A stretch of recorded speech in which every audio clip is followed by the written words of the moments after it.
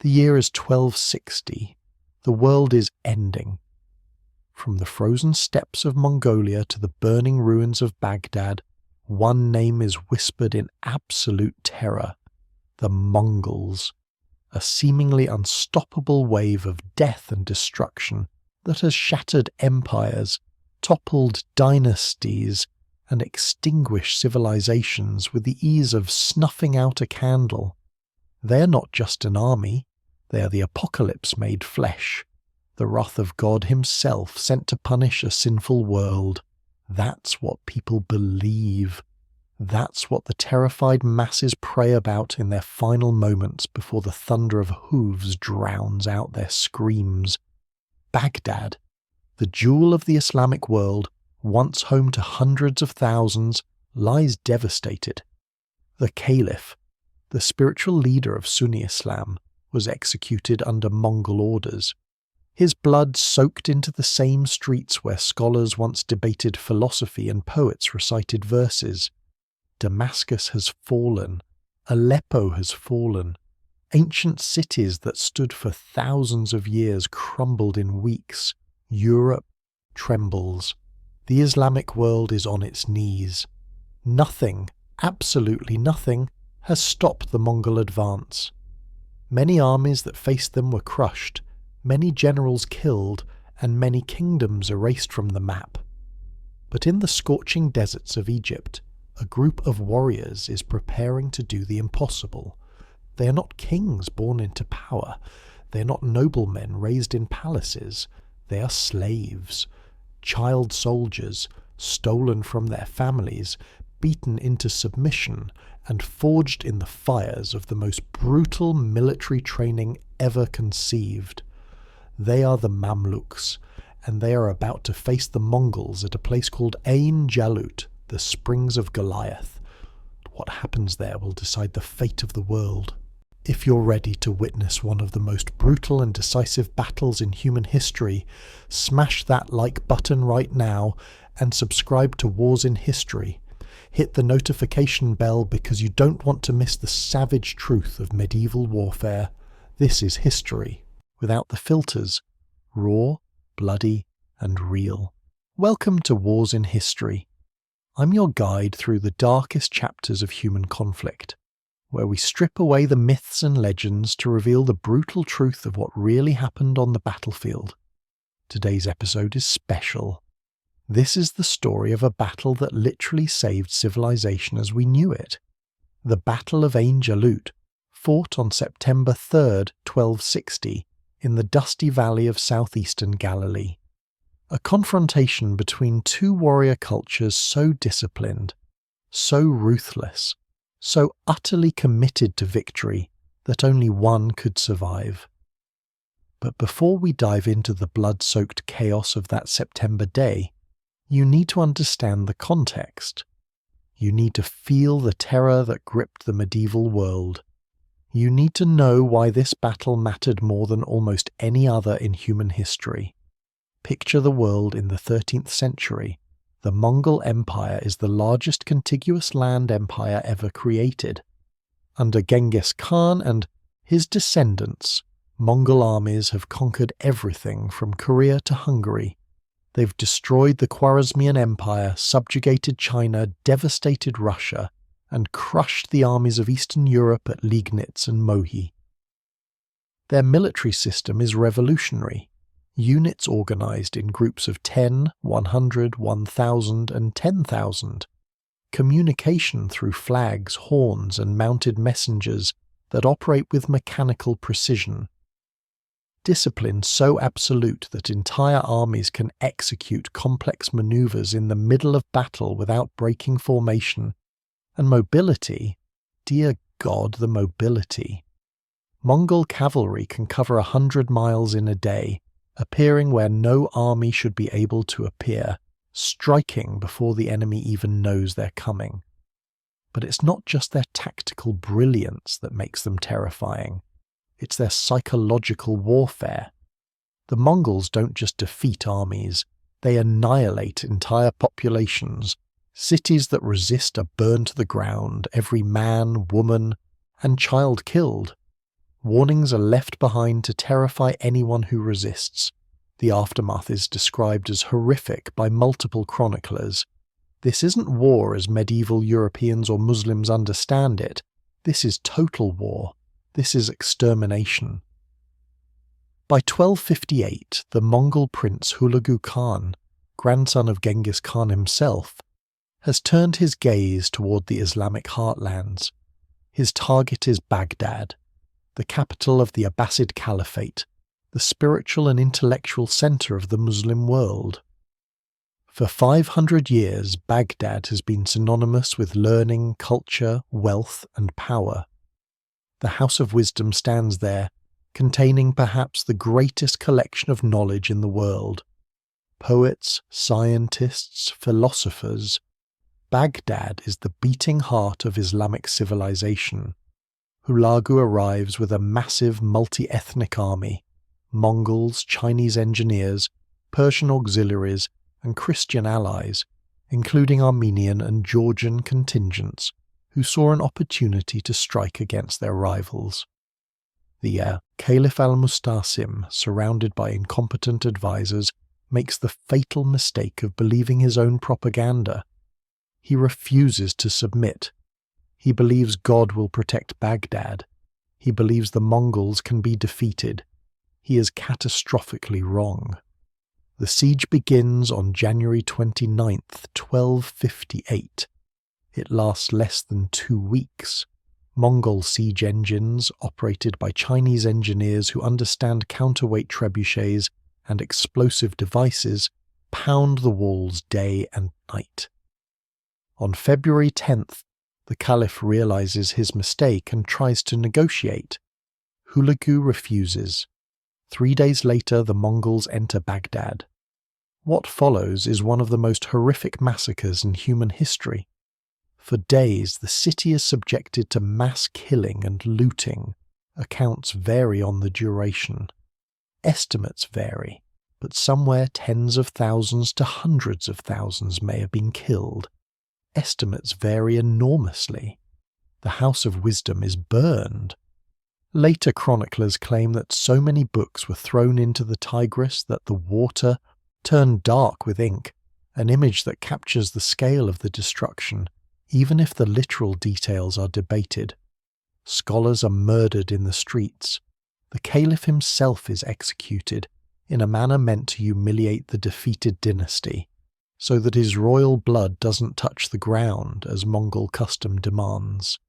The psychological impact cannot be overstated. The Caliph is dead. The spiritual leader of Sunni Islam, a position that has existed for over 600 years, has been murdered like a dog. If the Caliph can be killed, if Baghdad can fall, then nothing is sacred. Nothing is safe. The apocalypse is here. The Mongol advance does not stop. He pushes into Syria. Aleppo falls in 1260 after a brutal siege. Damascus surrenders without a fight, the inhabitants having heard what happened to those who resisted. The Mongols now control everything from Persia to the Mediterranean coast. Only one major Muslim power remains, the Mamluk Sultanate of Egypt, and that's where our story truly begins. The Mongol war machine is not just an army.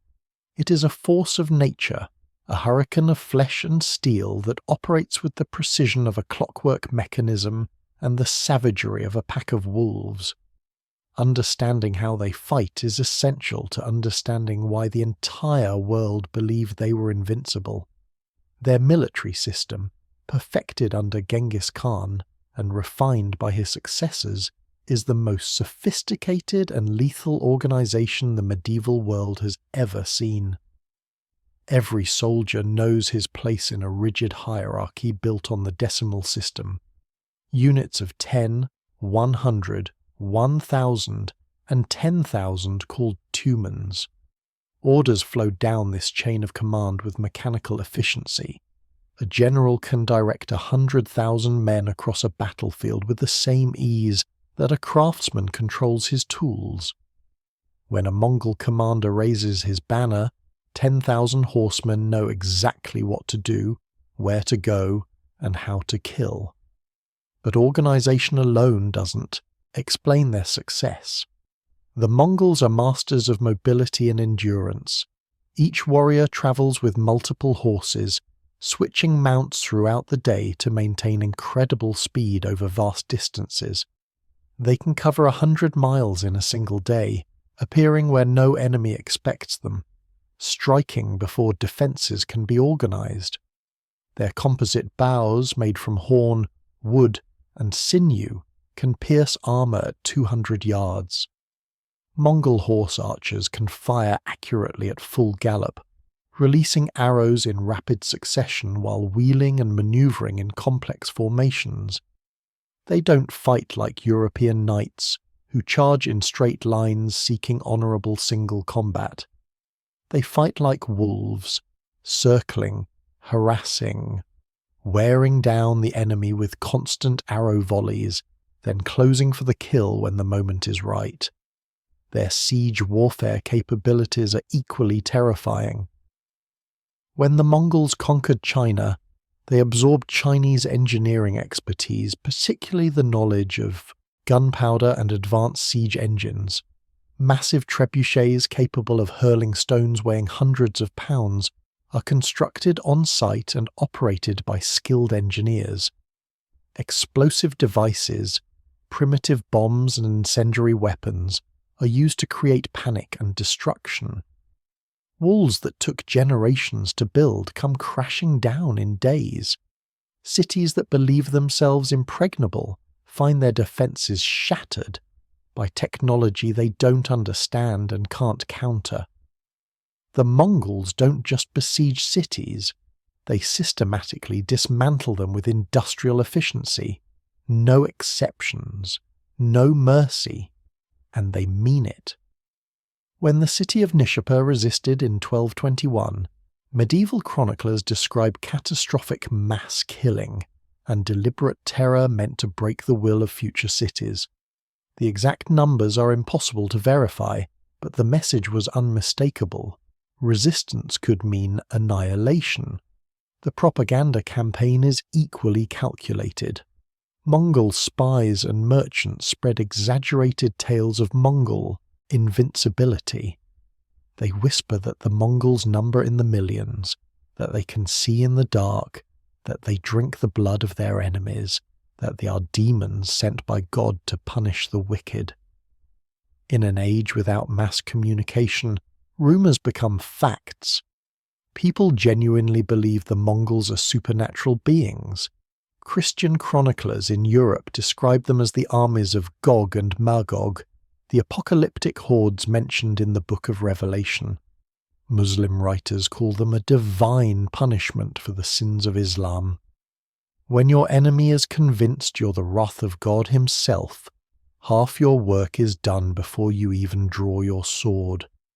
By 1258, after the fall of Baghdad, this terror reaches its absolute peak. The Mongols have done the impossible. They've killed the Caliph, the commander of the faithful, the spiritual descendant of the Prophet Muhammad himself. For 6 centuries, the Abbasid Caliphate has been the symbol of Islamic unity and divine authority. Now the Caliph's body lies, trampled in the ruins of Baghdad, and the city that was once called the City of Peace is a charred wasteland littered with corpses. Hulagu Khan has sent a message that cannot be misunderstood. No one is safe. No position is too sacred. No walls are too thick. Submit or be annihilated. Hulagu pushes west into Syria with an army of perhaps 120,000 men, Mongols, Turks, Persians, and auxiliaries from conquered peoples. He's supported by unexpected allies, Christian forces from the Armenian kingdom of Cilicia, and some Frankish contingents from the Principality of Antioch. These Christians see the Mongols as potential liberators who might crush their Muslim enemies and restore Christian control over the Holy Land. Some Mongol generals, including Hulagu's top lieutenant Kitbuqa, are themselves Nestorian Christians from the Naiman tribe. which adds a strange religious dimension to the campaign. To the horrified Muslim population, it seems like a yellow crusade, a Christian-Mongol alliance intent on exterminating Islam itself. Aleppo falls first in January 1260, after a siege lasting barely 6 days. The Great Citadel, one of the strongest fortresses in the world, holds out for another month before finally surrendering.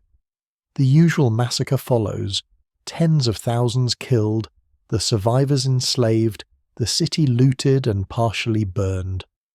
The psychological impact is devastating. If Aleppo, with its legendary defences, can fall in a week, what chance does anyone else have? Damascus, the ancient capital of the Umayyad Caliphate and one of the oldest continuously inhabited cities on earth, doesn't even try to resist. The city fathers open the gates and surrender without a fight. Damascus surrenders in early 1260. Mongol forces under Kitbuqa enter the city, and chroniclers describe fear, uncertainty, and tense local reactions as rule changes hands. The Mongol Empire now stretches from the Pacific Ocean to the Mediterranean Sea. They control more territory than any empire in history, from Korea to Syria, from Siberia to the Persian Gulf. They've destroyed the Jin dynasty, conquered the Song dynasty, obliterated the Khwarezmian Empire, subjugated Russia, crushed Poland and Hungary, and now stand triumphant in the heart of the Middle East. Every army that has faced them has been destroyed. Every general who has challenged them lies dead. Every civilization that has resisted has been reduced to smoking ruins and ruled by fear. Only one major Muslim power remains unconquered: Egypt, the land of the Mamluks, and Hulagu's next target is obvious. Scouts are already probing the borders. Emissaries have been sent to Cairo with the traditional ultimatum: submit or die. The Sultan of Egypt must choose between becoming a Mongol vassal or facing the same fate as Baghdad. The message is delivered with maximum arrogance and threat. Hulagu writes that resistance is futile, that God has given the Mongols dominion over the earth, that every nation that has opposed them has been wiped from existence. He promises that if Egypt resists, the Nile will run red with blood.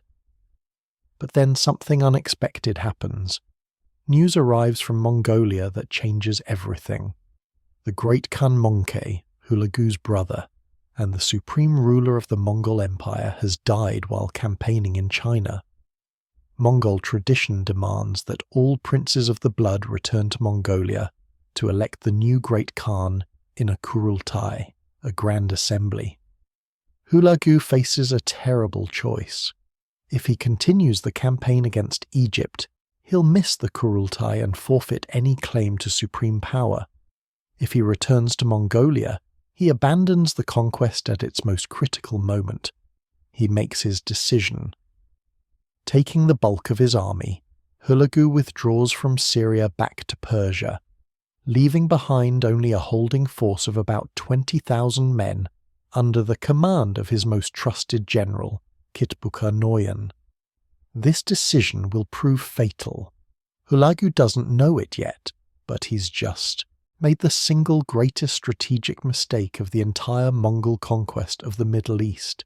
He's left a skeleton force to hold conquered territory at the exact moment when the Mamluks of Egypt are preparing for total war. The apocalypse is about to meet its match. The unstoppable force is about to collide with an immovable object. Because the Mamluks are not like other armies the Mongols have faced. They are not conscript peasants or feudal levies. They are not soft city dwellers or frightened merchants. They are professional soldiers trained from childhood in the art of killing, forged in the fires of slavery and warfare, and they are absolutely, utterly, completely unwilling to surrender. The stage is set for one of history's most decisive battles. But before we get there, you need to understand who the Mamluks really are. you need to know the brutal truth of how slave boys became the saviors of Islam.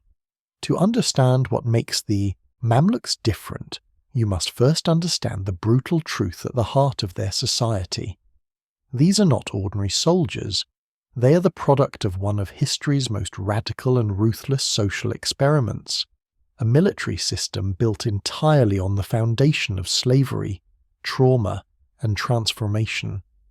The word Mamluk literally means owned or property in Arabic. These men begin their lives as slaves, human commodities bought and sold in markets like livestock. But they do not remain slaves. Through years of intensive training, psychological conditioning, and military indoctrination, they are transformed into something altogether different, an elite warrior caste that will eventually overthrow their own masters and rule one of the most powerful empires in the medieval world. The Mamluk system begins with acquisition. Slave traders scour the frontiers of the Islamic world, purchasing young boys, usually between the ages of 10 and 14, from nomadic tribes in Central Asia, the Caucasus, and the steppes north of the Black Sea.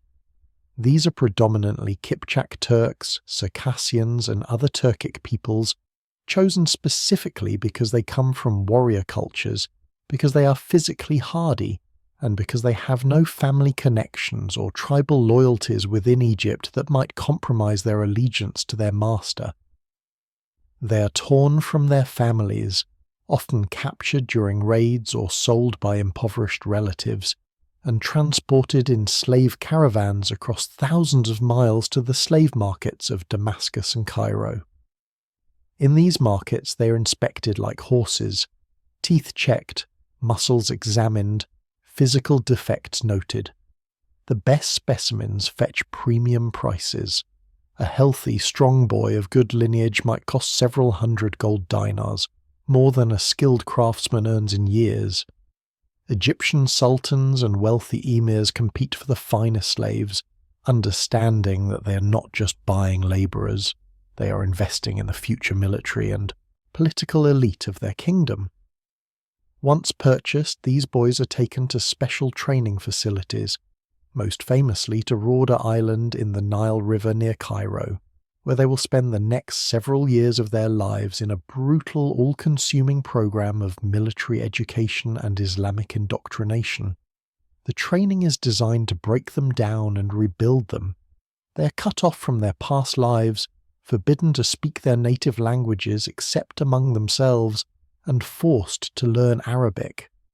They are converted to Islam, sometimes willingly, often not, and subjected to intensive religious instruction. They memorize the Quran, study Islamic law, and are taught that their old tribal identities are dead. They are no longer Kipchaks or Circassians. They are Mamluks. They belong to their master and to Islam. Their old families are gone. Their new family is the regiment, the brotherhood of slave soldiers who train and fight together. This psychological reconditioning is as important as the physical training because it creates a bond of loyalty stronger than blood. The physical training is relentless and unforgiving. From dawn to dusk, these boys are pushed to their limits and beyond. They learn to ride horses, not just to sit in the saddle, but to become one with the animal, to control it with their knees while their hands are free to wield weapons. They practice archery for hours every day until they can shoot accurately at full gallop, hitting targets from 200 yards away. They train with swords, lances, maces, axes, and daggers, both on foot and mounted. They wrestle on horseback, developing the core strength and balance necessary to fight in close combat while controlling a moving animal.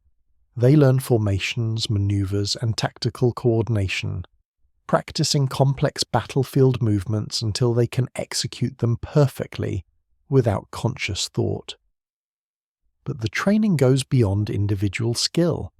They also receive education in military strategy, logistics, and command. Unlike European knights who are often illiterate warriors concerned only with personal glory, Mamluks are groomed to be military professionals and administrators.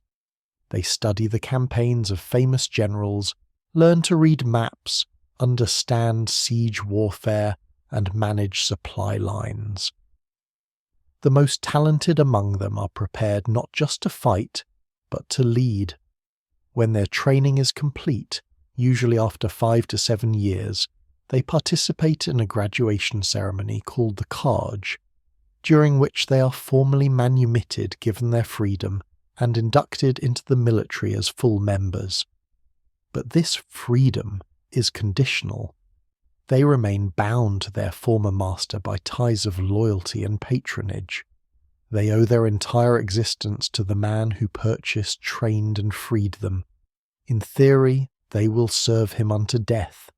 This system creates soldiers who are, quite simply, superior to almost any other military force in the medieval world. They have no divided loyalties, no lands to protect, no families to worry about. The army is their family, their master is their father. Warfare is not just their profession, it is their entire identity. They are raised from childhood with the understanding that their purpose in life is to fight, to conquer, and to die if necessary in service to their sultan and their faith. This level of dedication and professionalism is virtually impossible to match with conscript armies or feudal levies made up of farmers and craftsmen who would rather be home with their families. By 1250, the Mamluks have become so powerful that they do the unthinkable. They seize power in Egypt for themselves. When the last effective Ayyubid Sultan, As-Salih Ayyub, dies during the Seventh Crusade, his widow Shajar al-Dur and the Mamluk commanders effectively take control.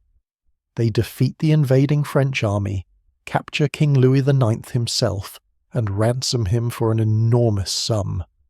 The Ayyubid dynasty, descendants of the great Saladin, has become weak and divided. The Mamluks, who are supposed to be their loyal servants, realize they no longer need masters. In a series of coups and assassinations, the Mamluk generals eliminate the remaining Ayyubids and establish their own sultanate. Slaves have become kings. It is unprecedented in Islamic history and deeply controversial, but it works because the Mamluks have the only thing that truly matters: military power.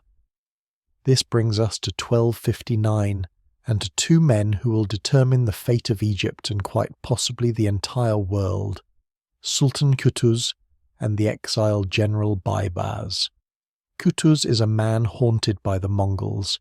He was born not as a slave, but as a prince, specifically a member of the Khwarezmian royal family that ruled much of Central Asia and Persia.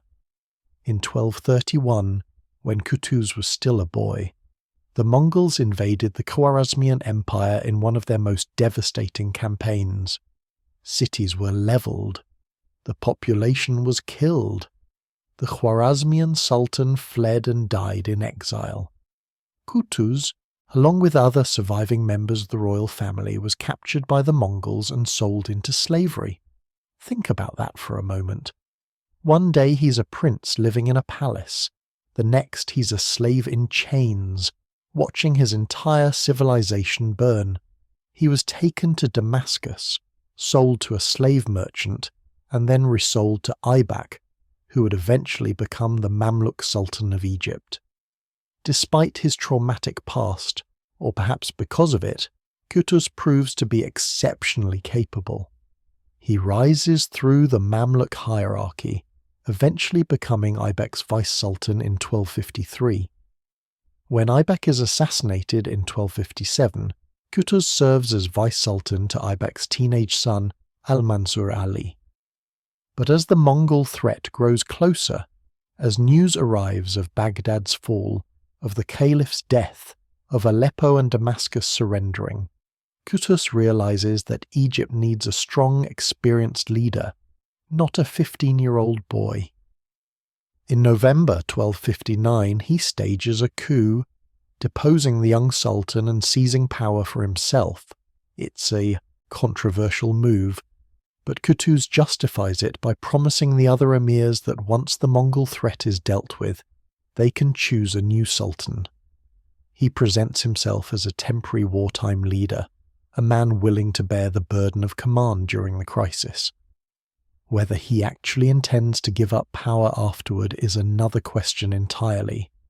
Qutuz is described by contemporary sources as decisive, courageous, and utterly committed to stopping the Mongols. For him, this is personal. The Mongols destroyed his family, his people, his entire former life. He knows exactly what they're capable of because he witnessed it firsthand as a child. He knows that if Egypt falls, there will be no mercy, no negotiation, no survival. The choice is simple: fight or die. When Hulagu's arrogant envoys arrive in Cairo with the usual ultimatum, submit or be destroyed, Qutuz makes a decision that shocks everyone. He has the envoys executed and their heads mounted on the gates of Cairo. It's a declaration of war, a deliberate provocation that makes retreat or negotiation impossible. Egypt will fight, and Egypt will either win or be annihilated. Then there is Baibars. If Qutuz is the determined, haunted leader driven by personal vendetta, Baibars is the ruthless, ambitious opportunist driven by naked desire for power. He's born around 1223 among the Kipchak Turks on the northern shores of the Black Sea, in the same regions that produce many of the finest Mamluk warriors. In the late 1230s or early 1240s, his homeland is attacked by Mongol forces. Baibars is captured. He's probably around 14 years old and sold into slavery. He's taken to the slave market in Sivas in Anatolia, where he's purchased by an Egyptian agent and transported to Cairo. There, he enters the same brutal training system that produces all Mamluks, but Baibars excels in ways that mark him as exceptional even among this elite group. Contemporary chronicles describe him physically: tall, broad-shouldered, powerfully built, with olive skin and piercing blue eyes, a striking appearance that sets him apart. One eye has a cataract, giving him a distinctive look. But it's not his appearance that makes him dangerous. It's his combination of military genius, political cunning, and absolute ruthlessness. As a warrior, he is extraordinary. He's a master archer, skilled with sword and lance, and most importantly, a brilliant tactical commander who understands not just how to fight, but how to win. He demonstrates this during the Seventh Crusade when he distinguishes himself in the battle that defeats Louis IX's army. He's fearless in combat, but never recklessly so. He fights with calculated aggression, always thinking several moves ahead. His political skills are equally impressive and far more dangerous. Baibars understands power. He understands that loyalty is a commodity, that alliances are temporary, and that the only thing that matters in the brutal world of Mamluk politics is strength. After serving Sultan Aybak, he becomes involved in the factional struggles that plague Egypt in the 1250s. When Aybak's widow Shajar al-Dur is arrested and later killed, beaten to death with wooden shoes by slave women in a bathhouse, according to one gruesome account, Baibars finds himself on the losing side of the power struggle. He flees Egypt in 1257 and seeks refuge in Syria, first with various Ayyubid princes, and then, after the Mongol invasion, in Gaza, where he establishes what amounts to a shadow government of exiled Mamluks opposed to Qutuz. The relationship between Qutuz and Baibars is complicated and poisonous. They belong to different Mamluk factions, Qutuz to the Muizi Mamluks, Baibars to the Bari Mamluks, and these factions hate each other. They've been involved in assassination plots, coups and purges. Qutuz has expelled Baibars from Egypt. Baibars has led armed raids against Qutuz's government. Under normal circumstances, these two men would be trying to kill each other. But these are not normal circumstances. When the Mongols threaten Egypt in 1260, both men realize that their personal rivalry is irrelevant compared to the existential threat facing them. If Egypt falls, it doesn't matter who's sultan, because they'll all be dead. Baibars sends a message to Qutuz. Let me return. Let me bring my men. Let us fight together against the Mongols. After that we can settle our differences. Qutuz, to his credit, agrees. He understands that he needs Baibars. Despite everything, despite the factional hatred and personal animosity, Baibars is simply too valuable as a military commander to waste. He's experienced, brilliant, and his Bari Mamluks are among the finest warriors in Egypt. Qutuz grants him safe passage and welcomes him back. It's a pragmatic alliance born of desperation, and both men know it won't last. But for now, they have a common enemy. The reconciliation happens in early 1260, and immediately the two men begin preparing Egypt for total war. Qutuz takes charge of overall strategy and political leadership. He orders a general mobilization, calling up every available soldier. He raises taxes and requisitions supplies, stripping Egypt's resources to outfit the army. He sends diplomatic missions to neighboring powers, trying to form alliances or at least ensure neutrality. Most importantly, he makes the controversial decision to impose an emergency war tax on wealthy merchants and even on religious institutions, which causes enormous protest. Islamic law generally exempts religious endowments from taxation, but Qutuz argues that this is a defensive jihad, that the very survival of Islam is at stake, and that therefore extraordinary measures are justified. It's a risky political move, but it raises the funds necessary to equip the army. Baibars, meanwhile, is given command of the vanguard, the advance force that will scout enemy positions, gather intelligence, and engage in the initial contact with Mongol forces. This is a position of enormous responsibility and equally enormous risk. The vanguard will be the first to fight and the most likely to die. It's also a position of great honour and visibility. If the campaign succeeds, Baibars will receive much of the credit. Qutuz knows this, and he knows he's gambling by empowering a potential rival. But he has no choice. Baibars is the best field commander he has, and Egypt needs him. The army that assembles in Cairo in the summer of 1260 is impressive, probably somewhere between 15,000 and 20,000 men, though estimates vary. The corps consists of the Mamluk cavalry, perhaps 3,000 to 4,000 of the finest heavy cavalry in the world, armoured in iron and steel, mounted on powerful horses, armed with composite bows, lances, swords, and maces. These men have trained their entire lives for war. They can shoot arrows accurately at full gallop, charge in disciplined formation, and fight hand-to-hand with brutal efficiency. Supporting them are auxiliary troops, Syrian and Palestinian volunteers, Bedouin cavalry who know the desert terrain intimately, and infantry forces including archers and spearmen. It's a professional, motivated and surprisingly mobile army, smaller than the forces the Mongols have defeated before, but better trained and better led than most. Before the army departs, Qutuz does something remarkable. He addresses the troops personally, and his speech is recorded by contemporary chroniclers.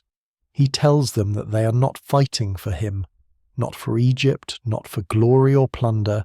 They are fighting for Islam itself. The Mongols have destroyed Baghdad, killed the Caliph, and desecrated the holy places. If Egypt falls, there will be no major Muslim power left to resist. The Mongols will control the holy cities of Mecca and Medina. The faith itself will be in mortal danger. Therefore, this is not just a battle. It is a jihad, a holy war in which every man who fights is a warrior of God. Death in this battle means martyrdom and paradise.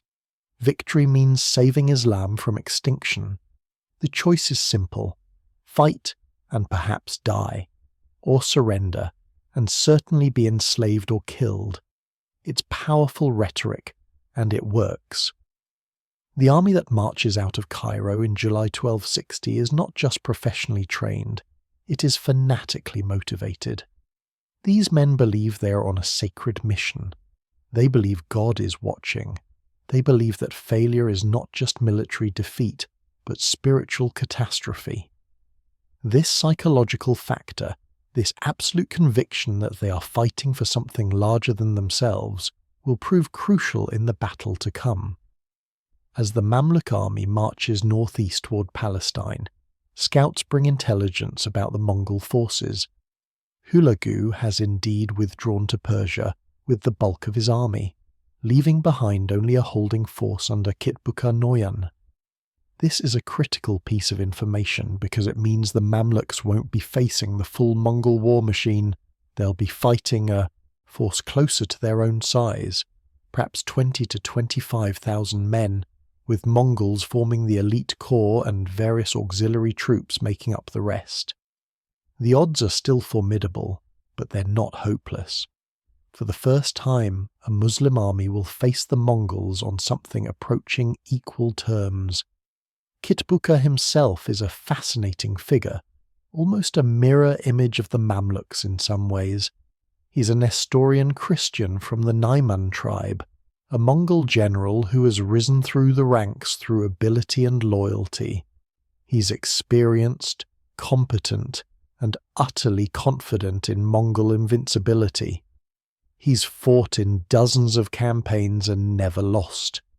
He has no reason to believe this time will be different. To him, the Mamluks are just another army of slaves and desert Arabs who will break and run when they face real warriors. He doesn't understand, cannot understand, that he's about to face the only army in the world specifically designed and trained to beat Mongol tactics at their own game. The stage is being set. Two armies, both professional, both disciplined, both absolutely convinced of their own superiority, are marching toward a confrontation in the hills of Palestine. In Cairo, Qutuz has bet everything on this campaign. In the vanguard, Baibars is already planning his moves, already thinking about what will happen after the battle, assuming he survives it. And somewhere in the desert, scouts are reporting back to both sides, trying to locate the enemy, trying to find the perfect ground for battle. That ground will be a valley called Ain Jalut, the Springs of Goliath, where, according to biblical tradition, David killed Goliath with a stone from his sling. It's an appropriate name, because the Mamluks are about to attempt the impossible. They're about to take down a giant. July 1260, the Mamluk army crosses the Sinai Peninsula, marching through some of the most unforgiving terrain on earth.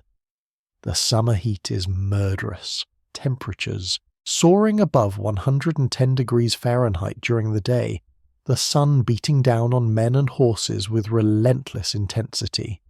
Water is scarce. The desert stretches endlessly in every direction, a hostile wasteland that has killed armies before and will kill armies again. But the Mamluks endure because endurance is what they were trained for. These are men who spent years conditioning their bodies and minds to operate beyond normal human limits. They march at night when possible, rest during the brutal midday heat, and maintain strict discipline over water and supplies. This is not a rabble of conscripts stumbling through the desert.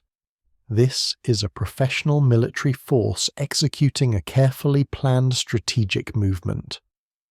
Qutuz has made a calculated decision that will prove absolutely critical to everything that follows. Instead of waiting in Egypt for the Mongols to invade, which would be the traditional defensive strategy, he's taking the offensive. He's marching to meet the enemy on terrain of his choosing. This is psychologically important because it sends a message. Egypt is not afraid. Egypt will not cower behind walls and hope the Mongols go away. Egypt will march out and fight. But it's also tactically brilliant because it allows the Mamluks to control the terms of engagement. If they fight in Palestine, they fight on ground they know, with supply lines running back to friendly territory and with the ability to choose the battlefield. If they wait in Egypt and the Mongols invade, they'll be reacting to Mongol movements, always one step behind, always at a disadvantage.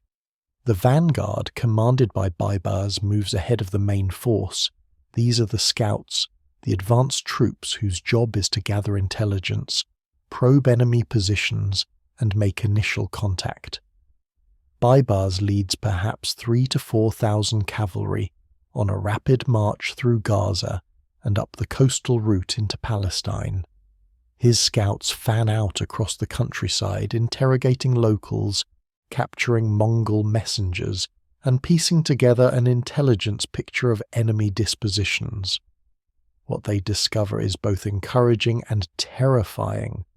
Encouraging because Kitbuqa's force is indeed relatively small, probably no more than 20,000 men, perhaps even less. The bulk of the Mongol army has withdrawn with Hulagu. Terrifying because even this reduced force is still Mongol, still undefeated, still commanded by one of the most experienced generals in the world. As the Mamluks advance into Palestine, they begin raiding Mongol supply lines and attacking isolated outposts. Baibars, operating with the aggressive independence that characterizes his entire career, doesn't wait for permission. He sees opportunities and takes them. His cavalry strikes at Mongol foraging parties, ambushes small detachments, and generally makes life hell for Kitbuqa's occupation forces. These aren't decisive engagements, they're harassment, the military equivalent of wasp stings, but they serve multiple purposes. First, they disrupt Mongol operations and force Kitbuqa to divert resources to protecting his supply lines. Second, they provide valuable intelligence about Mongol tactics and dispositions. Third, and perhaps most importantly, they boost Mamluk morale while undermining Mongol confidence. Every successful raid, every captured prisoner, every Mongol patrol that fails to return, these accumulate psychologically. The Mongols begin to realize they're not fighting the usual terrified, disorganized enemy. They're fighting professionals. Kitbuqa, receiving reports of these raids, faces a strategic dilemma. He can sit in Damascus and maintain his defensive position, waiting for the Mamluks to come to him. Or he can march south and crush them before they can fully deploy. The Mongol military tradition favors aggression. They've conquered half the world by taking the initiative, by striking first and striking hard. Waiting passively goes against every instinct and every lesson of Mongol military doctrine. Moreover, Kitbuqa is confident, perhaps overconfident. He's a veteran of countless campaigns. He's fought alongside Hulagu in the conquest of Baghdad and Syria. He's seen what happens to armies that face the Mongols. They break, they run, they die. Why should the Mamluks be any different? They're just slave soldiers from Egypt, probably inferior troops led by incompetent commanders. The smart move is to march south, find them, destroy them, and then continue the invasion of Egypt as planned. In late August, Kitbuqa makes his decision. He will march south with the bulk of his force to engage and destroy the Mamluk army. He leaves occupation forces in Damascus and other major cities, then moves with approximately 15,000 to 20,000 men, Mongol heavy cavalry forming the elite corps, supplemented by auxiliary troops including Georgians, Armenians, and local Syrian conscripts. It's a powerful force, disciplined and experienced, but it's also operating at the end of a very long supply line that stretches back through Syria to Persia. Every day they march farther from their bases, farther from reinforcement, deeper into territory that's increasingly hostile. Baibars, monitoring Mongol movements through his scout network, sees the opportunity immediately. The Mongols are coming to him. They're marching into Palestine, away from their fortified positions, committing to battle. This is exactly what he wants. He sends urgent messages back to Qutuz. The Mongols are advancing. We need to choose the ground and prepare the trap. Qutuz responds by accelerating the main army's march. They push hard through the Sinai and up into Palestine, moving to link up with Baibars' vanguard before the Mongols can catch either force separately. The two Mamluk forces unite in early September in the region of southeastern Galilee, and now comes the crucial decision: where to fight. The commanders, Qutuz, Baibars, and the other senior emirs, study the terrain carefully. They need ground that favours their tactical plan. They need a position that allows them to deploy their forces effectively while channeling and restricting Mongol manoeuvres.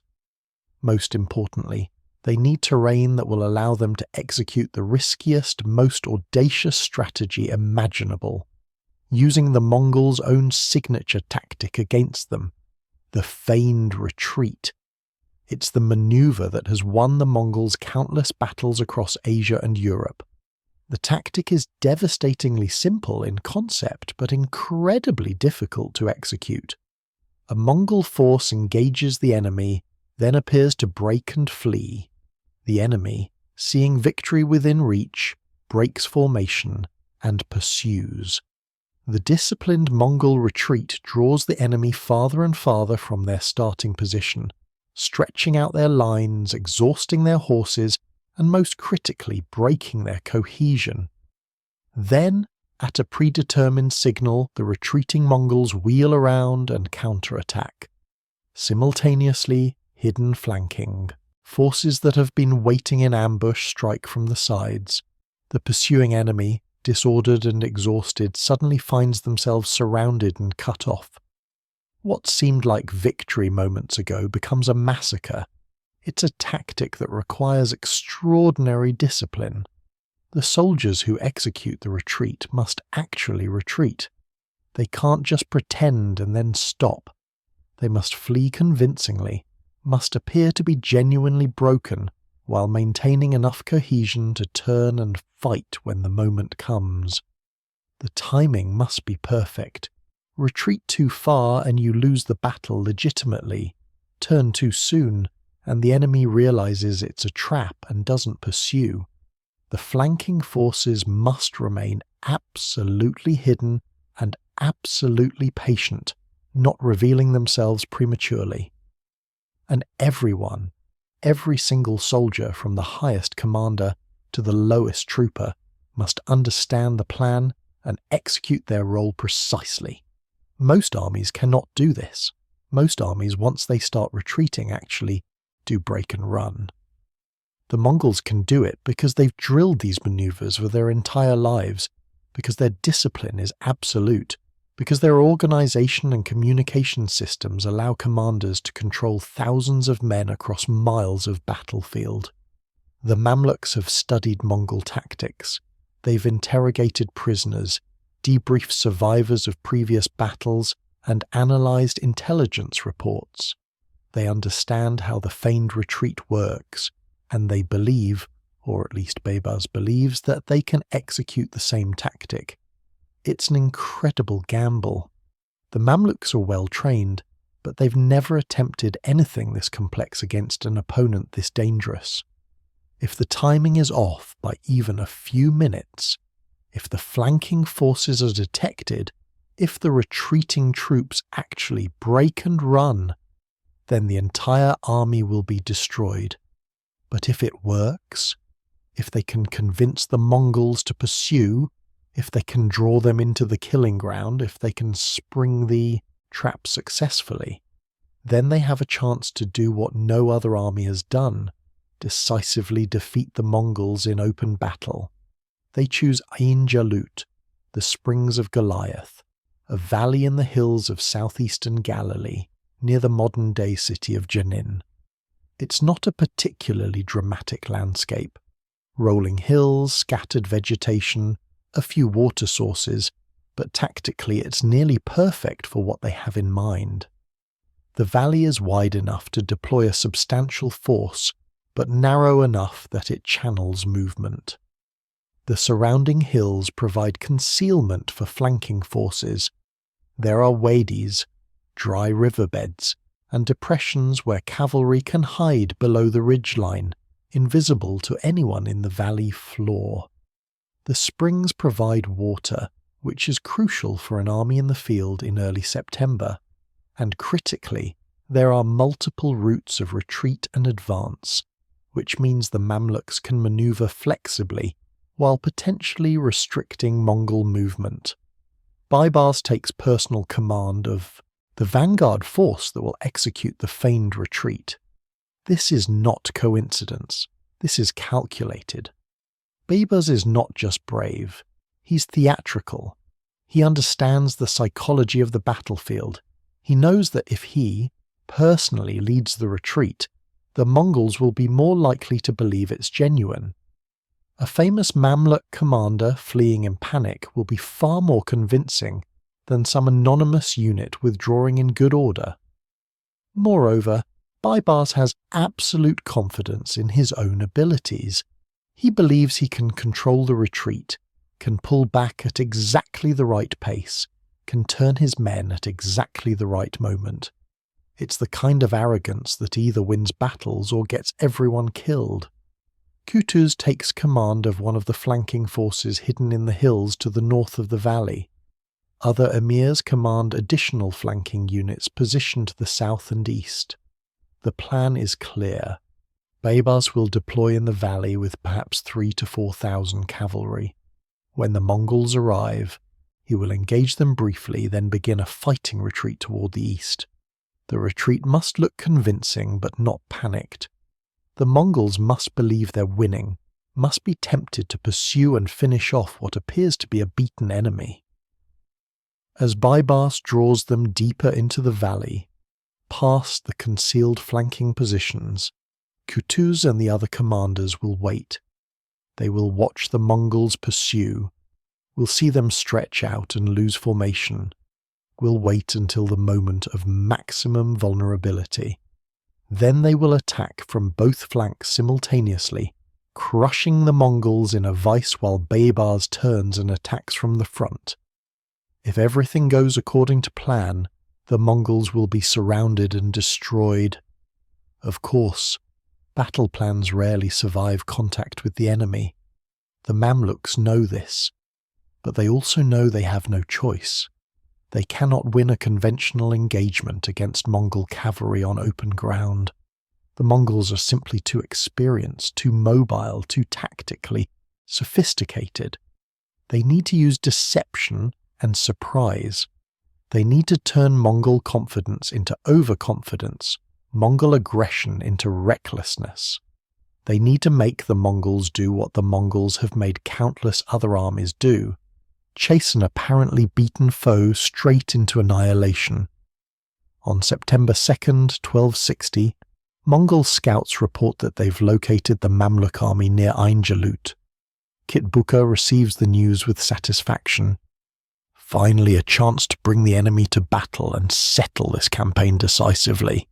He has no reason to suspect a trap. The Mongols have used the feigned retreat countless times, but very few enemies have ever tried to use it against them. Why would they? It requires precisely the kind of discipline and training that most medieval armies completely lack. Kitbuqa assumes the Mamluks will fight conventionally, deploy in formation, maybe try to hold defensive ground, inevitably break when charged by Mongol cavalry. It's what always happens. He's seen it 100 times. The Mongol army camps for the night a few miles from Ain Jalut. They're confident but not complacent. Sentries are posted, scouts patrol the perimeter, the army remains in good order, but there's no sense of particular danger. This is just another battle, and the Mongols have never lost. The Mamluk forces concealed in their positions wait through the night. Some men sleep, veterans who have learned to rest whenever possible before battle.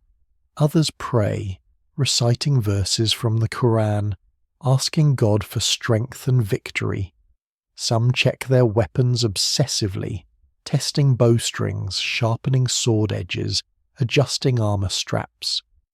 The younger soldiers, those who have never experienced major combat, fight to control their fear. Their trainers and officers move among them, speaking quietly, reinforcing the plan, reminding them of their training. You are Mamluks. You're the finest warriors in the world. You've trained your entire lives with this moment. Trust your commanders. Trust your brothers. Trust God. We will win because we must win. Failure is not possible because failure means the end of everything. Baibars spends the night with his vanguard in the valley. He's taking an enormous risk by positioning himself forward, but he knows his presence is necessary for the plan to work. He speaks with his officers, making sure everyone understands their roles. When I begin to retreat, you retreat with me. Stay in formation. Do not panic. Do not actually flee. This is controlled withdrawal. We pull back, we maintain cohesion, we let them chase us, and when I give the signal, when the horns blow 3 times, we turn and charge. Until then, no matter what happens, we retreat. Understood.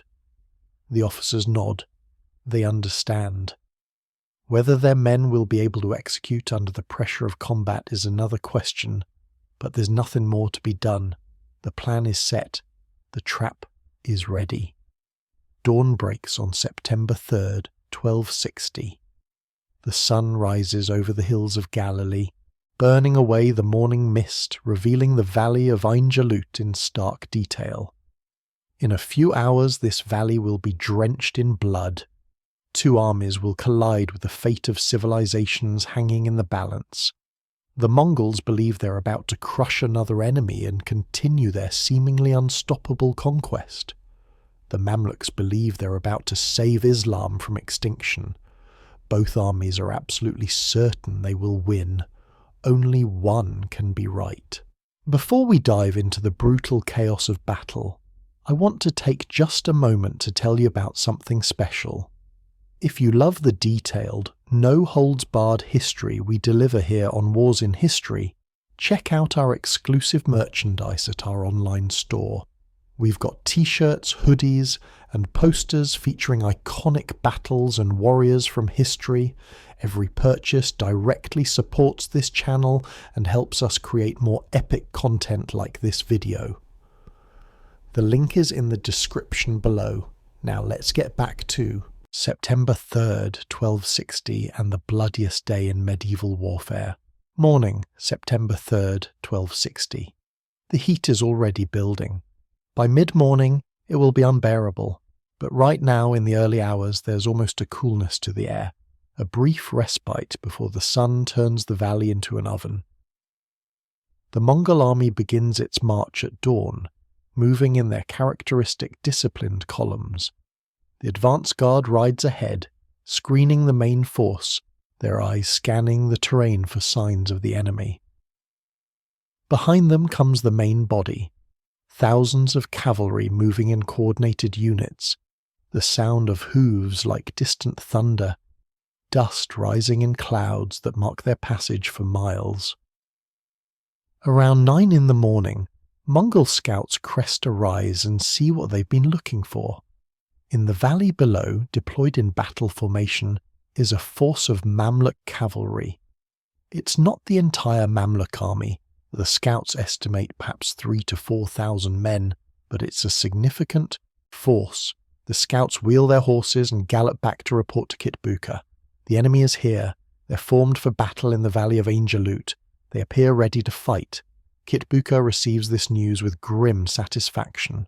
Finally, no more raids, no more harassment, no more chasing shadows through the Palestinian hills.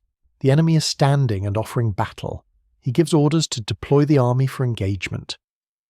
The Mongol force moves forward, units spreading out into their battle formations with mechanical precision. Heavy cavalry in the centre, light cavalry on the wings, reserves held back ready to exploit any breakthrough. It's a formation they've used successfully countless times. The officers know their roles, the soldiers know what to do. This is routine. By 10 o'clock, the two armies are within sight of each other across the valley floor. Perhaps a mile separates them. Both sides can see the standards, can make out the formations, can feel the tension building. This is the moment before the storm, when everything is still possible, when both armies are intact and confident. In a few hours, thousands of men will be dead. Survivors will carry the scars, physical and psychological, for the rest of their lives. The world itself will be changed. But right now, in this suspended moment, there is only anticipation. Baibars sits on his horse at the front of the Mamluk vanguard. He's wearing full armour, lamellar plates laced together, protecting his torso, arms, and legs. His helmet is polished steel with a mail aventail protecting his neck. At his side hangs his sword, a curved shamshir designed for slashing from horseback. Strapped to his saddle is his lance, and on his back is his bow with a quiver of arrows. He looks every inch the professional warrior, and around him his men sit their horses with similar readiness. These are veteran Mamluks, men who have followed Baibars through years of fighting. They trust him completely, which is essential for what's about to happen.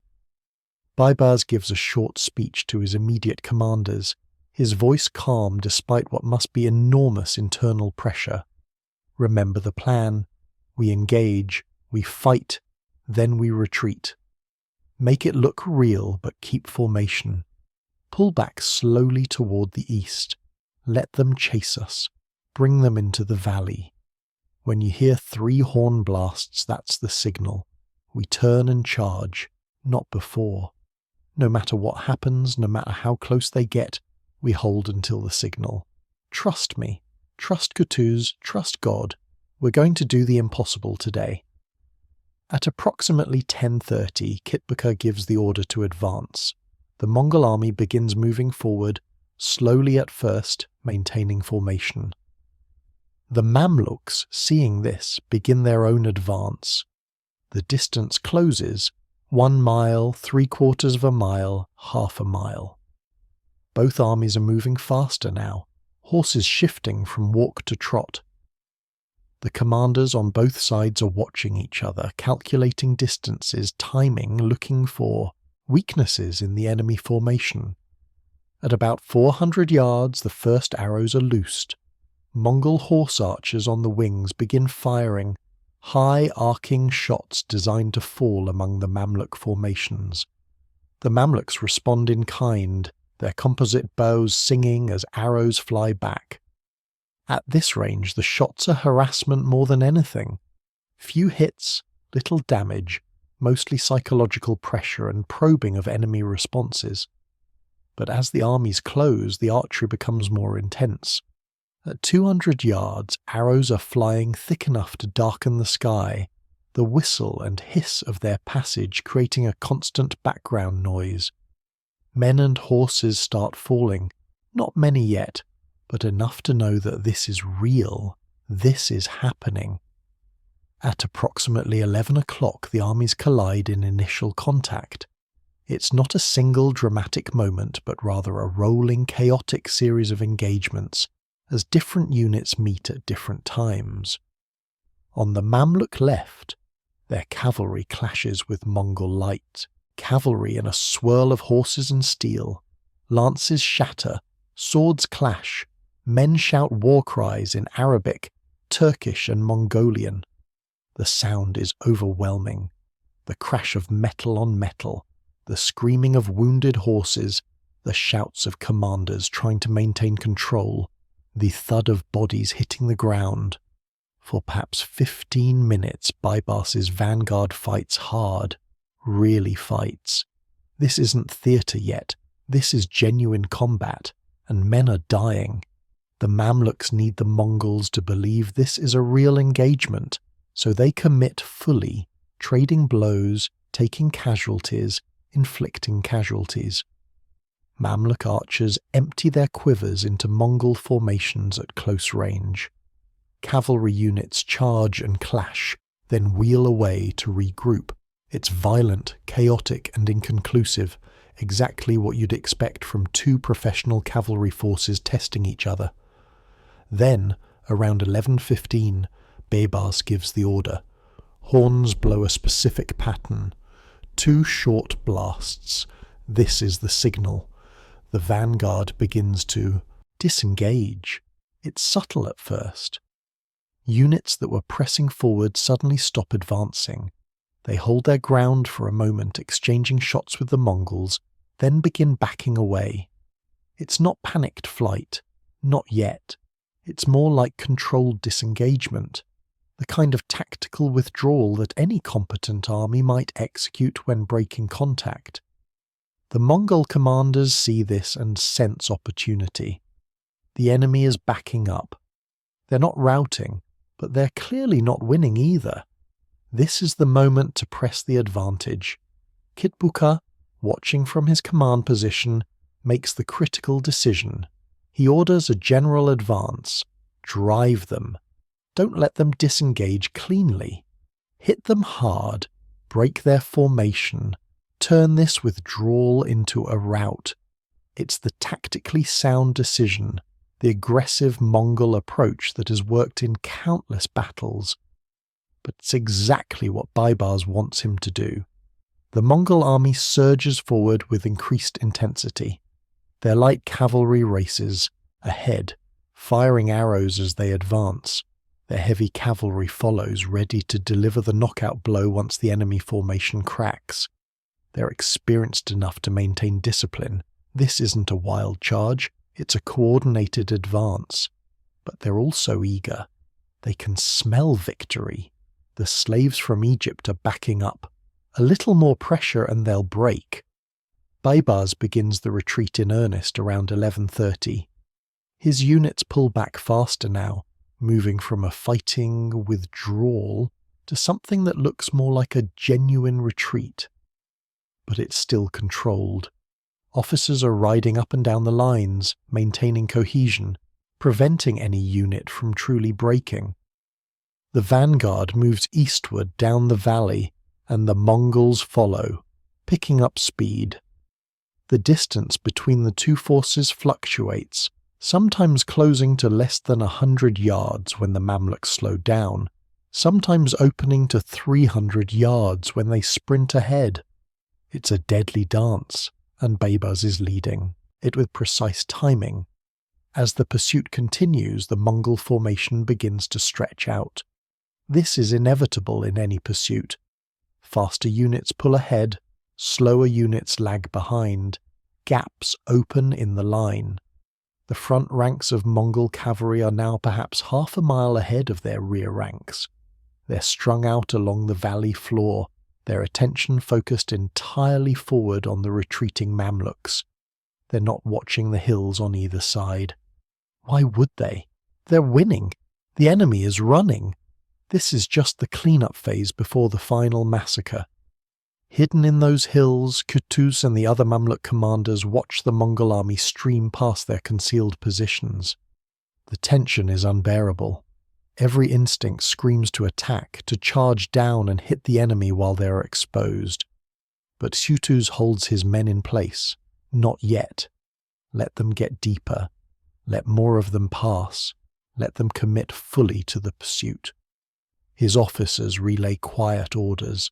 Stay hidden. Stay quiet. No one moves. Until the signal. Men crouch behind rocks and in wadis, holding their horses' reins, some of them literally holding their hands over their horses' muzzles to prevent them from whinnying and revealing their positions. It's now approximately 12:15. The pursuit has been going on for nearly an hour. Baibars' vanguard is perhaps 2 miles east of where the battle started.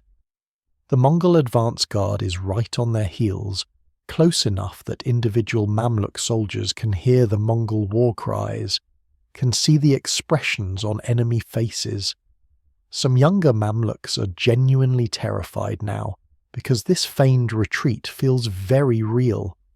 They're riding flat out with Mongol arrows whistling past their heads and Mongol cavalry closing from behind. The discipline required to maintain formation under these circumstances is extraordinary. Baibars judges that the moment has come. The bulk of the Mongol army is now deep in the valley, strung out and disordered by the pursuit, with the majority of their forces between the concealed Mamluk flanking positions. He gives the signal. 3 long horn blasts, loud and clear, echoing off the valley walls. Everything changes in an instant.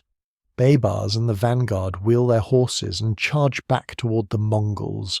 The retreat reverses into a full-speed cavalry assault. Thousands of Mamluk horsemen who were running away seconds ago are now thundering forward with lances levelled and swords drawn. The psychological shock on the Mongol advance guard is immediate and devastating. What was pursuit has become collision. The two forces slam into each other with tremendous violence. Simultaneously from the hills on both sides of the valley, the hidden Mamluk flanking forces erupt into view. Qutuz leads the northern flank, perhaps 4,000 to 5,000 cavalry pouring down from the hillsides, crashing into the left side of the stretched-out Mongol column. From the south, another Mamluk force under different commanders hits the right side. The Mongols, strung out in pursuit formation, are caught in a vice. They're being attacked from 3 directions at once: front, left, and right. The moment the trap springs, the Mongols realize they've been deceived. This isn't what's supposed to happen. They're supposed to be chasing a beaten enemy, not surrounded and ambushed. For the first time in this campaign, possibly for the first time in their entire careers, these Mongol warriors experience something unfamiliar: surprise and fear. But they're still Mongols. They don't panic. Despite the shock, despite the sudden reversal of fortune, they respond with professional discipline. Units that were in pursuit formation begin trying to wheel and face the flanking attacks. Officers shout orders, attempting to reorganize their scattered forces. The Mongol heavy cavalry tries to form up into proper battle lines. In any other army, this moment of chaos would be fatal, but the Mongols are trained for exactly this kind of crisis, and they fight back with savage effectiveness. The battle devolves into a series of vicious cavalry melees scattered across the valley floor. There's no longer any coherent front line. It's become a sprawling, chaotic series of unit-level engagements, hundreds of separate fights happening simultaneously across several square miles. Mamluk cavalry units smash into Mongol formations, lances splintering, swords clashing, horses rearing and screaming. The noise is beyond description. Thousands of men screaming war cries, the clash of steel on steel on steel, the thunder of hooves, the screams of wounded and dying horses and men. The combat is brutally intimate. At this range, it's not about tactics anymore. It's about individual skill, strength, and will. A Mamluk cavalryman drives his lance into a Mongol warrior's chest, the point piercing lamella armor and the man beneath. He releases the lance, it's stuck in the dying man's body, and draws his sword as another Mongol charges him from the side. The swords meet with a shower of sparks. They trade blows, 1, 2, 3. The impacts jarring up their arms. Then the Mamluk lands a cut across the Mongol's sword arm. The Mongol drops his weapon, and the Mamluk finishes him with a final practice strike. The whole exchange takes perhaps 10 seconds. Then there's another enemy, and another, and another. Everywhere across the battlefield similar scenes play out. A Mongol horse archer, his bow useless in close combat, draws a short sword and tries to defend himself against 2 Mamluk cavalry. He kills one, taking the man's head half off with a savage cut, but the second Mamluk drives a lance into his back. They both fall from their horses into the churning mass of hooves and bodies on the ground, where survival is measured in seconds. The heat is now tremendous. It's past noon, and the sun is directly overhead, beating down on thousands of armoured men engaged in the most physically demanding activity possible. Fighters are exhausted, within minutes, gasping for air inside their helmets, sweat pouring down their faces, arms growing heavy from swinging swords. Horses are exhausted too, foam flying from their mouths, sides heaving, but no one can stop. Stopping means dying. Qutuz leads his division with ferocious energy. Contemporary sources describe him fighting in the thick of the battle, personally engaging enemy warriors, rallying his men by example. At one point, accounts say his helmet is knocked off in combat. Instead of retreating to safety, he removes his remaining headgear entirely, fighting bareheaded so his men can see his face and recognize him. "I am the Sultan," he supposedly shouts. "Why do you flee?" Whether this literally happened or is legendary embellishment is unclear, but it captures the desperate, all-or-nothing nature of the fighting. Everyone, from the Sultan down to the lowest-ranking soldier, is engaged in hand-to-hand combat. There's no safe rear area. This is total war. Despite their numerical advantage now that the flanking forces have joined the battle, the Mamluks find the Mongols incredibly difficult to kill. These warriors have survived dozens of battles. They don't give up easily. Wounded Mongols continue fighting until they literally cannot raise their weapons. Units that are cut off and surrounded fight to the death rather than surrender. The Mongol heavy cavalry, when they manage to form up and charge, are devastating, smashing through Mamluk formations with the shock impact of their assault. But slowly, incrementally, the Mamluks gain the upper hand. They have more men in the immediate battle area. The flanking forces have evened the numbers and then some. They're fighting with religious fervour, convinced this is a holy war for the survival of Islam. And critically, they've seized the initiative. The Mongols are reacting, defending, trying to restore order, while the Mamluks are dictating the flow of battle. Around 1 o'clock in the afternoon, perhaps, 2 hours into the main engagement, the Mongol line begins to fracture. It's not a sudden collapse, it's a gradual disintegration as unit cohesion breaks down under relentless pressure. Mongol cavalry units that have been fighting continuously start running low on arrows, low on energy, low on hope. Gaps open in their formations.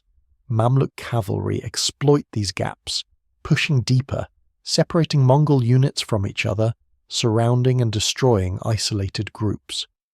Kitbuqa, the Mongol commander, finds himself in the center of the collapsing battle.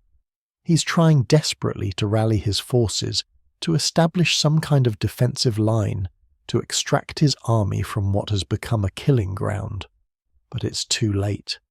The trap has closed completely. The Mongols are surrounded, outnumbered, and being systematically destroyed.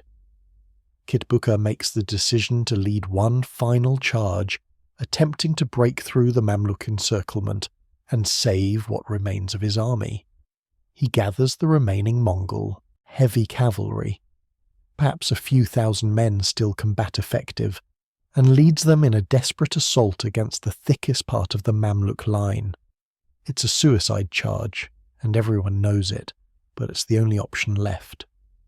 The Mongols crash into the Mamluk formations with tremendous force, and for a moment it seems like they might actually break through. Men and horses go down in heaps. The Mamluk line bends, buckles, nearly breaks, but it holds.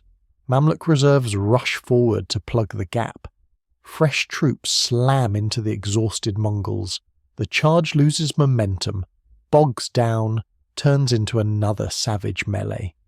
And in the midst of this final clash, Kitbuqa is killed. Different sources give different accounts of his death.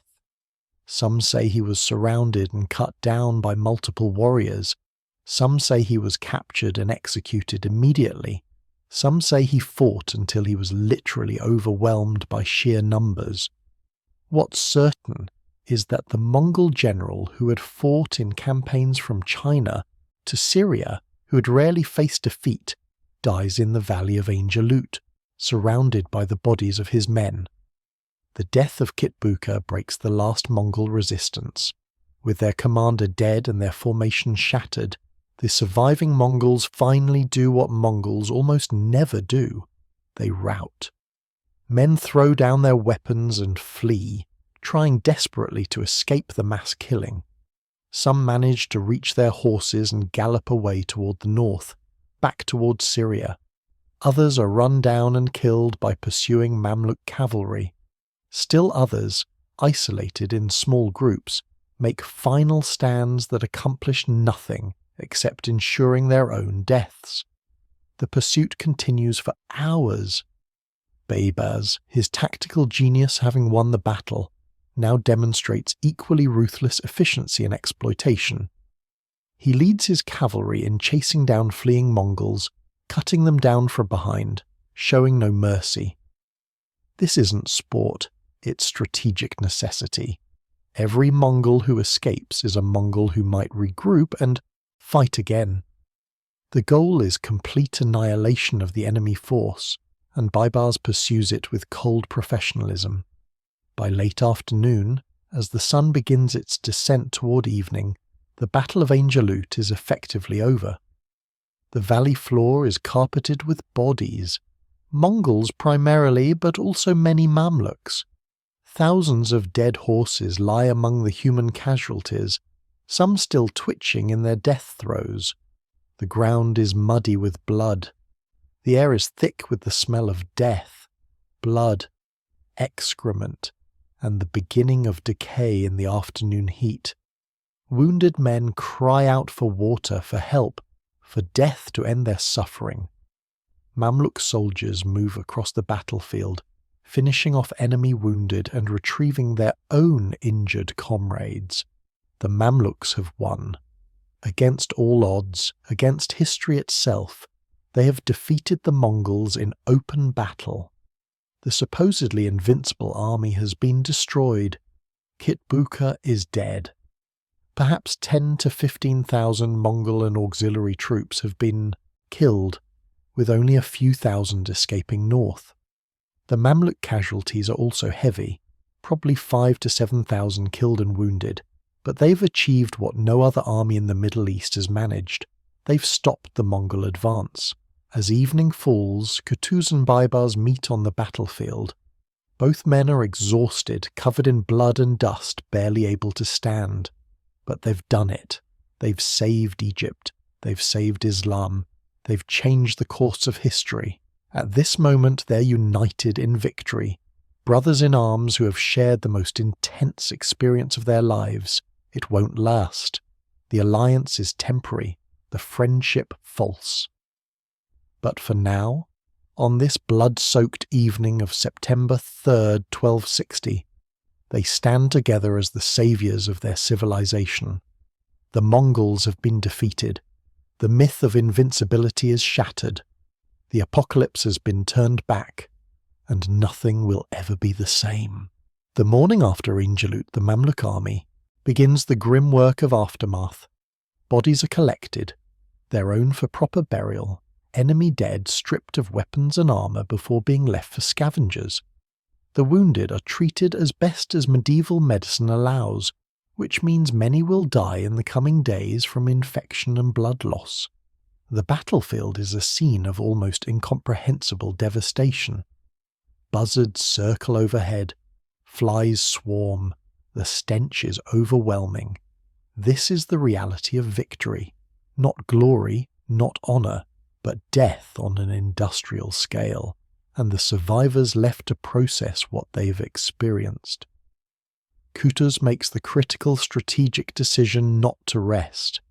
He understands that winning one battle is not the same as winning the war. The Mongols still control Syria. Hulagu's main army is still in Persia. hundreds of thousands strong. If the Mamluks sit in Palestine celebrating their victory, the Mongols will regroup, reinforce and return with overwhelming force.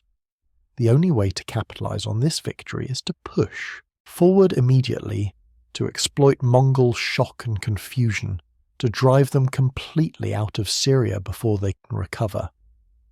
The Mamluk army, exhausted and bloodied but energized by victory, marches north. They're following the fleeing Mongol survivors, who are spreading panic as they retreat through Syrian cities. The psychological impact of Ain Jalut cannot be overstated. For 18 years the Mongols have been invincible. Now suddenly they've been defeated. Not just defeated, but annihilated. The news spreads like wildfire. The Mongols can be beaten. They're not demons. They're not the wrath of God. They're just men, and men can be killed. Damascus, which had surrendered without a fight to the Mongols earlier that year, rises in revolt as news of the Mamluk victory arrives. The small Mongol garrison is overwhelmed and massacred by the population. When Qutuz and the Mamluk army enter Damascus on September 18th, just 15 days after Ain Jalut, they are greeted as liberators. The city that had rung its church bells for the Mongol conquerors now rings them for the Mamluk saviors. Aleppo follows. Homs and Hama are retaken. By October, the Mamluks have driven every Mongol soldier out of Syria. The entire Mongol conquest of the region, accomplished over months of brutal campaigning, has been reversed in weeks. The strategic consequences are profound. Hulagu, receiving news of the disaster in Persia, prepares to return with his full army to avenge the defeat and reassert Mongol dominance. But he faces a critical problem: politics within the Mongol Empire itself. His cousin Kitbuqa Khan, ruler of the Golden Horde in Russia, has converted to Islam and is furious about Hulagu's destruction of Baghdad and killing of the Caliph. Berk sees an opportunity to weaken his rival and begins making threatening moves on Hulagu's northern frontier. Hulagu cannot march west to crush the Mamluks, while Berk threatens his rear. He's forced to divide his attention and resources. Moreover, the succession crisis following Möngke's death has erupted into full-blown civil war within the Mongol Empire. Kublai Khan and his brother Arik Boki are fighting for supreme leadership. Different Mongol princes are taking sides. The united front that conquered half the world is fragmenting into competing khanates. Hulagu, who had planned to be a conquering hero, adding Egypt to the empire, instead finds himself mired in frontier defence and internal politics. He will spend the rest of his reign, he dies in 1265, fighting Berk and consolidating his hold on Persia. He never returns to Syria. The Mongol invasion of the Middle East, which seemed unstoppable in 1258, effectively ends at Ain Jalut. This single battle has saved not just Egypt, but the entire Islamic world. If the Mamluks had lost, Egypt would have fallen. The holy cities of Mecca and Medina would have been next. There would have been no major Muslim power left to resist. Islam, as a political and military force, would have been reduced to scattered communities living under Mongol overlordship. The Middle East would have been absorbed into the Mongol Empire, its cities ruled by Mongol governors, its people paying tribute to Mongol Khans. The entire trajectory of world history would have been different. Europe, too, owes a debt to the Mamluks, though most Europeans of the time don't realize it. If Egypt had fallen and the Mongols had secured the entire Middle East, their next logical target would have been Mamluk holdings in the eastern Mediterranean, then Constantinople, then the Balkans and Central Europe. The Mongol armies that had devastated Poland and Hungary in 1241 had withdrawn not because Europeans defeated them, but because of internal Mongol politics. If Hulagu had conquered Egypt, a renewed Mongol invasion of Europe this time from the south as well as the east, would have been almost inevitable. The Mamluks, by stopping the Mongols at Ain Jalut, have protected Christian Europe, without Europeans even knowing they were in danger. But while Qutuz is in Damascus, consolidating Mamluk control over Syria and receiving the submission of local governors, darkness is gathering around him. Baibars has not forgotten old grudges. He is not forgiven being exiled. And now that the Mongol threat has been defeated, the temporary alliance between the two men is no longer necessary. Baibars begins plotting. The exact nature of the conspiracy is murky. Medieval sources are often contradictory about details, but the broad outlines are clear. Baibars convinces several other senior Mamluk emirs to join him in a plot to assassinate Qutuz. Their justifications are multiple. Some genuinely believe Qutuz is too authoritarian, that he seized power illegally, that he's not the legitimate sultan. Some are motivated by factional rivalry, Baibars' Bari Mamluks versus Qutuz's Mu'izi Mamluks. Some are simply ambitious men who see an opportunity to advance by backing the winning side, and some perhaps are acting out of simple greed, promised positions and rewards by Baibars in exchange for their support. The conspiracy unfolds with almost shocking speed. On October 23rd, 1260, less than 2 months after the great victory, Qutuz is returning to Egypt from Damascus.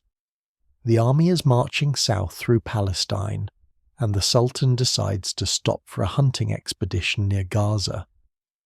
Hunting is a common recreation for medieval nobles, a chance to relax after the stress of campaign. Qutuz rides out with a small group of companions, leaving most of his guards and troops behind with the main army. Baibars is among the hunting party, so are several of the other conspirators. They're waiting for the perfect moment when Qutuz is isolated, distracted, vulnerable. That moment comes somewhere in the desert near Gaza. The exact location is uncertain, the exact details disputed. But what happens is clear. Baibars and the conspirators attack Qutuz. Some accounts say Baibars personally strikes the first blow. Others say he hangs back while his co-conspirators do the actual killing.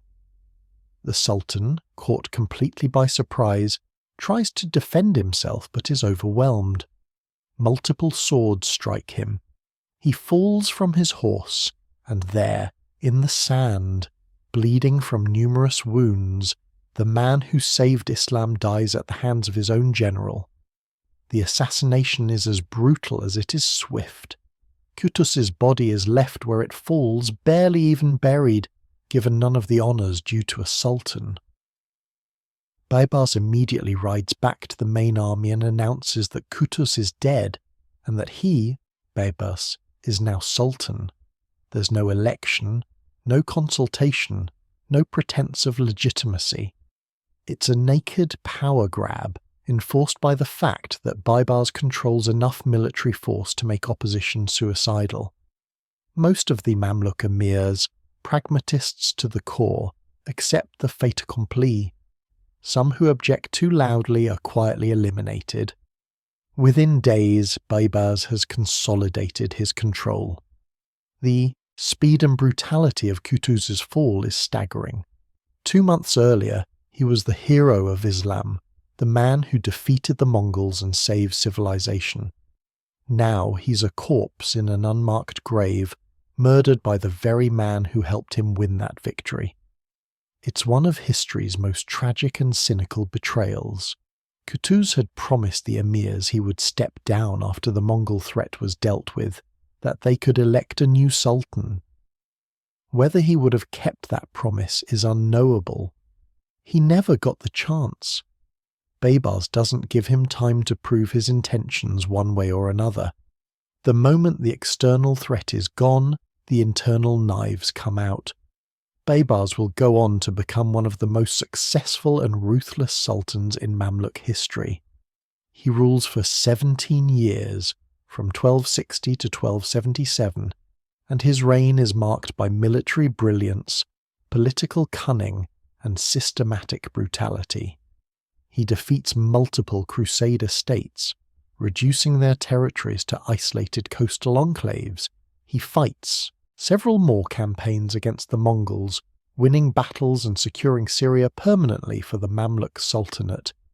He rebuilds Egypt's economy, reforms the military, establishes an intelligence network that spans the known world, and generally proves to be exactly the kind of strong man the Mamluks need to survive in the dangerous 13th century Middle East.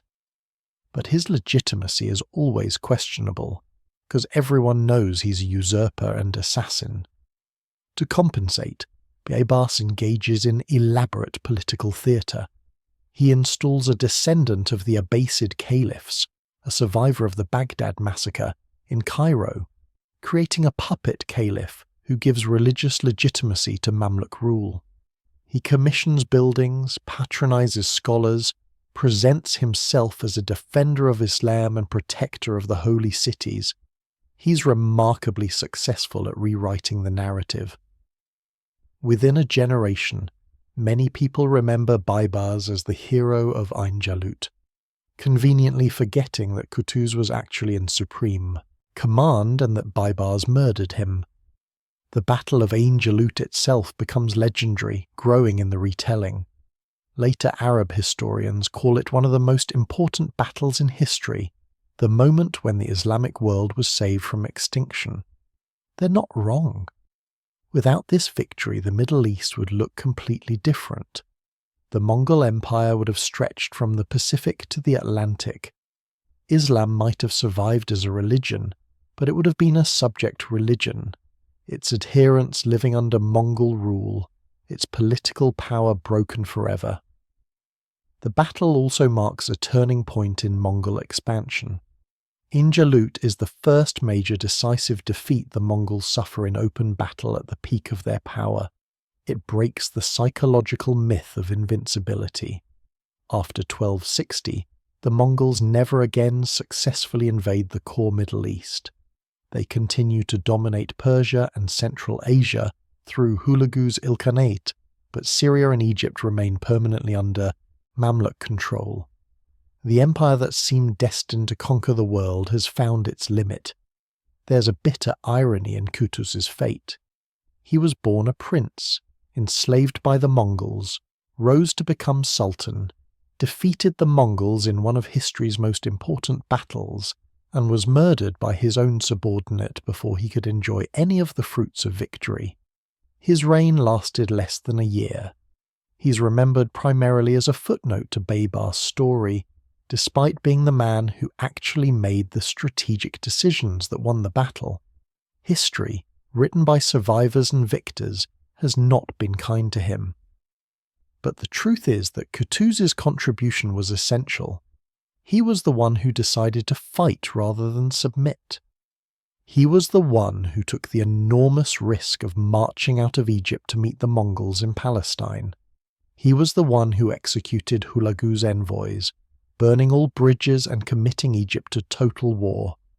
Without his determination, courage, and strategic vision, the Mamluks might have negotiated, might have delayed, might have tried to buy time with tribute and submission. And if they had done any of those things, they would have been destroyed. Qutuz understood that the Mongols respected only strength, that negotiation was just a prelude to conquest, that the only option was to fight and win, or fight and die. He made the hard choice, the right choice, and paid for it with his life. The Mamluk Sultanate that emerges from Ain Jalut will endure for more than 250 years, finally falling to the Ottoman Turks in 1517. During those centuries, the Mamluks will protect Egypt and Syria, defeat the last Crusader states, preserve Islamic learning and culture, and maintain one of the most formidable military systems in the medieval world. The system that began with buying child slaves and training them to be warriors will produce generations of soldiers and rulers. It's brutal, it's ruthless, It's completely contrary to modern values about freedom and human rights.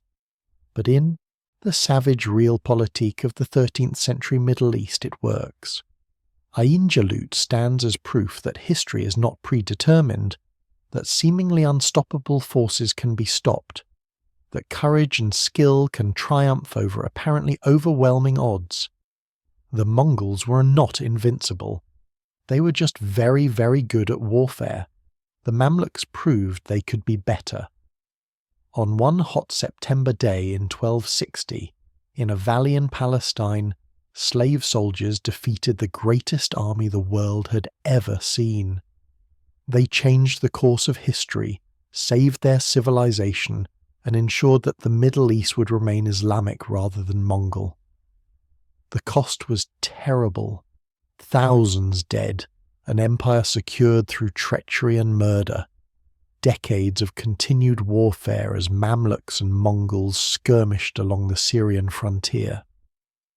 But the alternative, Mongol conquest, the destruction of the last major Muslim power, the potential extinction of Islamic political authority, was worse. The Mamluks, for all their brutality and dysfunction, accomplished something extraordinary.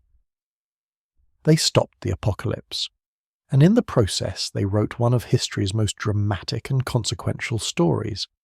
A story of slaves who became kings, of underdogs who defeated an empire, of brilliant tactics, desperate courage, and savage betrayal. The story of Ain Jalut, the day the world changed in the Valley of Goliath. September 3rd, 1260. The Battle of Ain Jalut, a date that should be as famous as Waterloo, as Gettysburg, as Stalingrad. But most people have never heard of it. Most history classes don't teach it. Most documentaries ignore it. Why? Perhaps because it doesn't fit comfortable narratives about European or American history. Perhaps because the Middle East in the 13th century feels distant and irrelevant to modern audiences. Perhaps because we're uncomfortable with stories where slave soldiers are the heroes and where the winners murder each other moments after a victory. But this battle mattered. It mattered more than most battles you've ever heard of. It determined whether the Islamic world would survive as an independent political force. It determined whether the Mongol Empire would be truly global or would be confined to Asia. It arguably protected Europe from invasion at a time when European armies were incapable of stopping the Mongols.